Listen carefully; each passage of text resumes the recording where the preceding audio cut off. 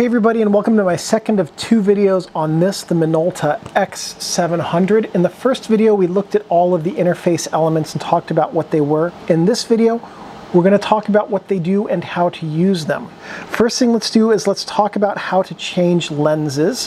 One of the nice things about SLRs is you can change lenses mid-roll without affecting the film. So to remove the lens, all you have to do is push this silver button right here. That's the lens release.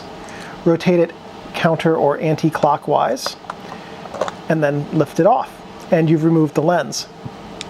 To mount the lens, you're going to look for the red dot on the lens and the red dot on the mount. It's not a coincidence. Put them next to each other, and then just rotate the lens until it clicks. And once it clicks in place, then you can't accidentally take the lens off of the camera. The next thing we're going to do is change the batteries.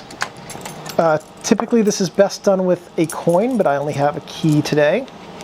So here's the battery chamber on the bottom. What you want to do is unscrew the battery chamber, and then you just pull out the batteries. And if your batteries are dead, you'll know because your camera doesn't work. The camera requires batteries to operate. So here's the battery holder, and you can see inside of it, it tells you which way to put the batteries. This uses two A76 batteries. The terminals, the negative terminals point down, so when they're loaded, this is what it looks like. If you have them loaded correctly, the positive terminals, which have the text on them, are readable when you hold the silver battery door in your fingers. So now once you have these into the holder, you just drop them into the battery chamber. Grab your coin, or in this case, key. This should thread really easily. If it doesn't, back it out a little bit, because that means you might be cross-threading it. There we go. And now it's done. It's screwed in. And with fresh batteries, the camera's ready to use. If you want to use the flash to take flash photos, here's your hot shoe. Here's your flash PC port over here on the side. Forgot to mention that in video one, but here's your flash sync port. And so you can power a flash off of here or off your sync, or you can use power one in each place to take photos, and this will use any standard flash. It will work just fine with this. Doesn't have to be Minolta brand. It could be a Vivitar or a Weston or any of the others. So here is the Viewfinder exposure scale. Now that M on the top right there tells us that we're in manual mode.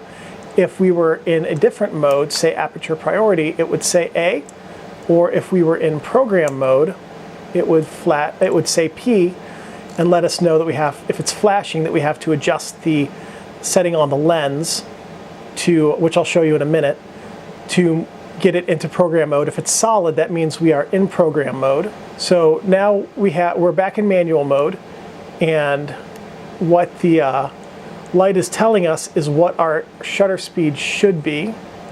So we should be at 1/125th. And if I adjust the aperture here, we should be now at 1/15th. It doesn't tell us what the actual shutter speed is. And if we look over on the side, again, here we go.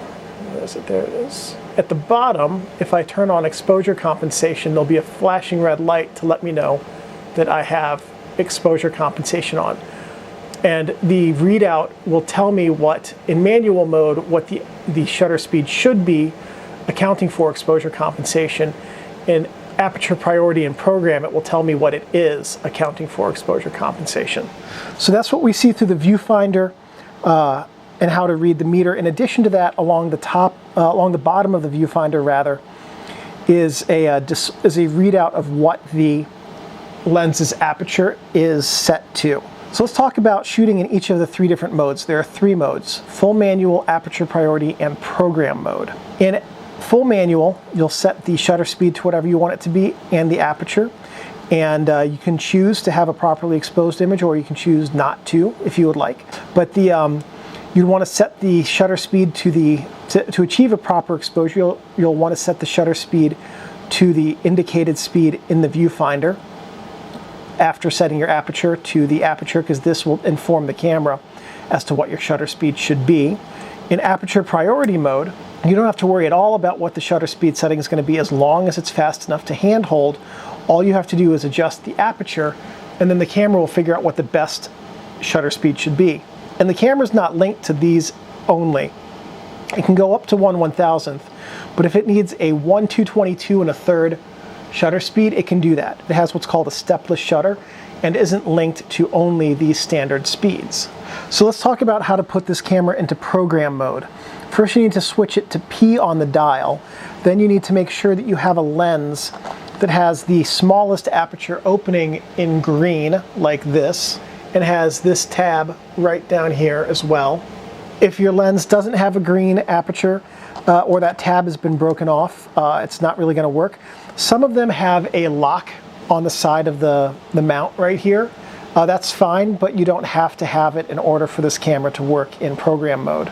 When we adjust this to f16, watch here as this tab connects with that silver pin and pushes it up to let the camera know that the lens is at f16 or its smallest aperture at any rate and is ready to be used in program mode. Now, in program mode, the camera determines everything for you. Shutter speed, aperture, you have no control over what it's going to do unless you adjust through the exposure compensation dial your exposure value. In any other setting, any of these settings right here, you're now back into full manual mode and will have to manually set the aperture as well on your camera. One thing you'll notice on the dial here is that 60 is red, and that's because this is your maximum, your fastest shutter speed where you can use a flash. And now that's because the shutter speeds aren't determined by the curtains physically moving faster across the film plane. The shutter speeds are determined by the opening between the two curtains, and 1/60th is the fastest shutter speed where the entire film plane is open to the light so that the flash can be triggered, illuminate the entire scene, and bounce back to the camera before the second curtain closes. So let's say you were set to 1/500th. The curtains might move about like this across the film plane, and so if you took a flash photo, the center of the image might be in focus, but everything else, or might be well lit, but everything else would be dark because the flash would be blocked by the curtains, which are right in front of the image as they pass. So if you're going to take flash photos, you need to be in 1/60th at 1/60th of a second or slower, because any of these speeds will also sync with a flash properly. The next thing we're going to do is talk about how to use the self timer and AE lock on this camera. To use the self timer, you're just going to lift this up till you can see the red indicator there. Push the shutter button, and what's going to happen is you'll see the red light here is blinking, and it's going to start blinking faster when it's almost ready to take the picture. And it will use either program, aperture priority, or manual shutter speed to take the photo when the timer runs out. And the self timer will stay on as long as that is up. So when you're done taking self timer images, you have to push that back down. This is the same button as the auto exposure lock. For auto exposure lock, you need to hold it down the whole time. So let's ask how that works. If I were to take a meter reading off my hand, it would be a much different meter reading than if I took it off of the camera, because my hand is pasty white and the camera is dark black. So if I wanted to have this photo here, let's say, but I wanted to have my hand be properly exposed and the camera be very dark, what I could do is recompose my image to take a meter reading off of my hand. Then on the camera, once I know what the settings are, and this only applies to aperture priority or program mode, by the way. Once I know what those are, I hold down the auto exposure lock button, recompose the image so that my hand is next to the camera, and continuing to hold down auto exposure lock, because when I release it, it's going to stop working, and then take the picture. So what is that good for in practical application? Let's say, for instance, that you're sitting underneath an awning and you're in the shade, but behind you is a scenic view and it's well lit. You can take a meter reading off of the scenic view and have that be properly exposed while somebody in the awning in front of you is slightly underexposed. Or you can take a meter reading off of a shaded area like your hand in the shade and have the person in the shade with you be properly exposed while the background is very overexposed, but then you'd at least be getting a proper exposure on the person who you are sitting with, which is probably what you're looking to get a proper exposure of anyway. For exposure compensation, this will work in any setting, and what you want to do is, let's say that you wanted to bracket your images, okay? So your meter is telling you that this scene here is 1/60th of a second at f/5.6.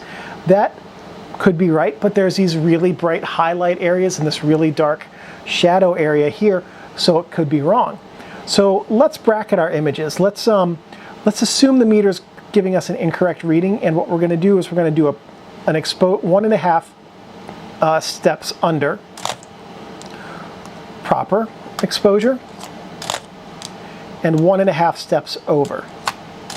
So, oops, I did that the wrong way. Minus is up on this camera. So when you set it to plus 1.5, what that's going to do is that's going to add 1.5 stops of light, or the equivalent of going from 1/60th of a second to about 1/20th of a second. If you go to minus 1.5, that's going to cut 1.5 stops of light, or the equivalent of going from 1/60th to about 1/200th of a second. Shutter speed you can't actually hit on this camera, not exactly anyway. If you don't trust your meter, or you think you're in a situation with a lot of contrast where it might be giving you an incorrect reading, you can bracket your images pretty easily here, and you can use the exposure compensation in either aperture priority or program mode as well to get a 3-image bracket that will give you at least one shot that turns out well. Okay, so let's put all of this together and see how to take a picture with the Minolta X-700. So the first thing you're going to want to do is frame up your photo. Okay, so I like that. This is the photo we're going to take. You're going to look through your viewfinder to frame it up, and you're going to take a meter reading at this aperture at f4. The camera's telling me I need to go to 1/250th. Okay, there we go. Get your focus set up. Okay, and there we go. That's in focus. And take a picture. There we go. We have taken a picture with the X-700, but what about doing it in aperture priority mode? Well, that's even easier. We don't even have to set the exposure dial, the shutter speed dial. We only have to set the aperture, and the camera will figure out the best shutter speed for us. And in program mode, all we have to do is set the aperture dial to 16, assuming that we have a camera that can activate program mode, and the dial to P, and the camera will figure out everything for us. There we go. So it's pretty simple to take a picture with this camera, but what about a double exposure? That gets a little bit more fiddly. Okay, so I'm going to run through the mechanics of a double exposure first, which is you would set your shutter speed and aperture, take a picture. Now, I'm going to hold the film release button, hold the film rewind knob so that the film doesn't move, and advance the film. And that way, we can rearm the shutter without the film moving through it and going on to the next frame. Take our second photo and advance the film. Now there is one thing we have to do on a camera like this. We now have to take a dead frame. And the reason is because when we advance the film after the second exposure on the double exposure, or third on a triple for instance, the camera is not going to advance the frame a full frame. So if you just started taking your photo right away after that, then you would have some image overlap. So you take a dead frame to prevent image overlap ruining your double exposure. So that's the mechanics of it, but there's a little bit more to it than that. When taking a double exposure, the easiest thing to do with this camera is just set your exposure compensation to -1, because that's going to reduce half the light. That has the exact same effect as going from 60th to 1/125th, 1/125th to 2/50th, for instance. If you're going to do a triple exposure, you would go to -1.5, -2, something like that in that range, and then take a triple exposure. So the easiest thing to do, because you can use your exposure compensation in either aperture priority, program, is simply to find out your proper meter reading, get your settings right, and adjust your exposure here to -1. Take your first photo, get your fingers all wrapped around it, advance the advance arm to rearm the shutter. Take your second photo, advance, cover the lens cap, take your dead frame, advance, and go back to 0 exposure compensation. So we also need to load film into the camera, and you do that by opening the camera back, putting in your roll of film, putting the film rewind knob in place. You can, at this point or after you close it, lift up the ISO adjustment dial and set it to the proper ISO setting. Pull out a film leader. I'm going to feed it into the film take-up spool here. Advance. Advance. And now at this point, you're going to close the film back.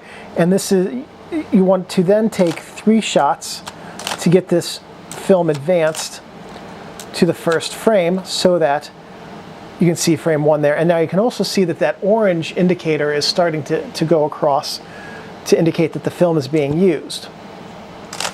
So you'll go through and you'll know that your film is advancing if, when you advance the film, the knob turns. That's your fail-safe to let you know that everything's working. Now, when you actually take the photos, you're going to keep the case closed, the camera back closed. Film is one and done, so if you expose it to light, it's going to be ruined.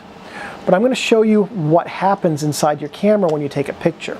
So after the shutter actuates, you advance the film, and the film's taken across the camera here, held in place by this sprocket, and taken up onto the film take-up spool as you proceed through the film taking process. There we go. Now, you've shot all of your rolls of film. Remember, you have to keep your film back closed until you've rewound your film completely, or you'll ruin your photos. To rewind your film, you'll push this button down right here and hold it. Maybe hold it. Some cameras you do, some cameras you don't. There we go. And just start to rewind.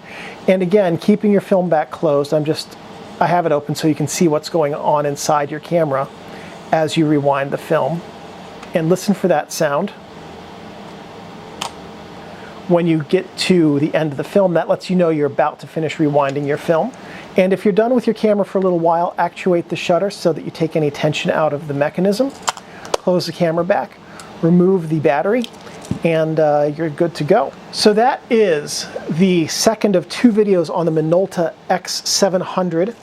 This is a really nice little camera. It's great for growing photographically. It's great as a first camera. The made in Japan bodies are very reliable. They're very easy and fun to use and intuitive, lightweight, so they're easy to carry. And the Minolta MC and MD lenses are really, there's some really spectacular ones, especially the Rokkor X lenses, didn't pronounce that right, are great. If this video was helpful, please give me a thumbs up to let me know I'm on the right track and I'm making content which is helpful and useful to you. If you have any questions or suggestions, please leave those below. I'm pretty good about responding fairly quickly. If you have ideas for future videos, let me know, and if I have the technical know-how and equipment, I'm more than happy to make those for you. If you're an amateur photographer who's taken photos with the X700, feel free to put a link to your album in the comments below. And one last thing, thank you guys for watching, and take great photos.